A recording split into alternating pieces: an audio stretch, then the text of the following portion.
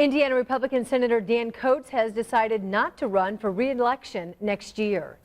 This was not an easy decision. While I believe I am well positioned to run a successful campaign for another 6-year term, I have concluded that the time has come to pass this demanding job to the next generation of leaders.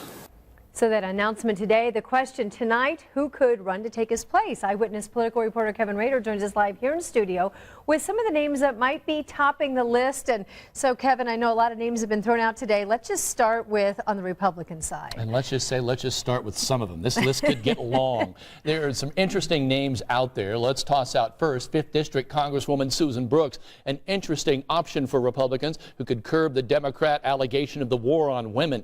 Look at Speaker Brian Bosma, who may have the best name recognition in the entire state of Indiana, and former state Republican Party Chief Eric Holcomb, who has already requested a leave of absence from the Coates camp in order to consider this candidacy. I'm told he's already making calls and giving this serious consideration. Other possibles include 3rd District Congressman Marlin Stutzman and 6th District Congressman Luke Messer, who also formerly worked in the state party for the Republican Party in Indiana. All right, we got at least 5 names there on the Republican side. Let's move over to the Democratic side. What do you see there as possible? Have to have 5 to balance it out. There are names like Brad Ellsworth, John Gregg, who lost the race for governor to Mike Pence, Hammond Mayor Tom McDermott, and Barron Hill, but I think Hill is just too far down the road in the race for governor.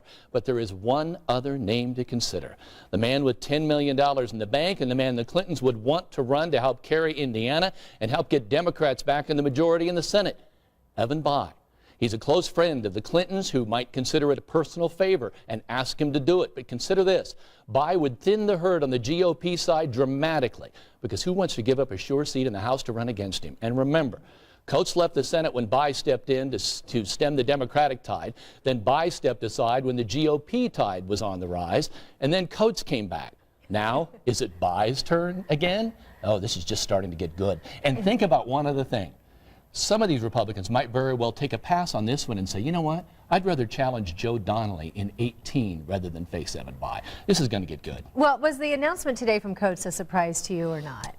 Yes and no. No in the fact that he's 71 years of age, but yes, it's always hard when somebody steps away from a point of power. But there has been talk among Republicans, you know, they're giving people heads up to start considering what they want to do on this, and that's been out there. We were told it wasn't going to come until about the first day that the Cubs played in the Major League Baseball season. They came a little earlier. Came a little earlier. I'm thinking maybe Bayh is staying out. I don't know. That's kind of where I am. Let's wait and see. All right, we'll keep an eye on it. Thanks, Kevin. John. A new Indiana law would allow terminally ill people to use experimental drugs not yet approved for the general population. Indiana Governor Mike Pence signed that measure today. It takes effect immediately. It would allow Hoosiers access to treatments after they've cleared the first phase of Food and Drug Administration approval. The first approval process can take up to 15 years. It is a testament to not only the need to open experimental treatments to vulnerable Hoosiers of every age, but as I said before, this is a great statement about the compassion and care of the people of Indiana. Indiana now joins 8 other states, including Michigan and Missouri, that have either adopted or approved this type of right-to-try law.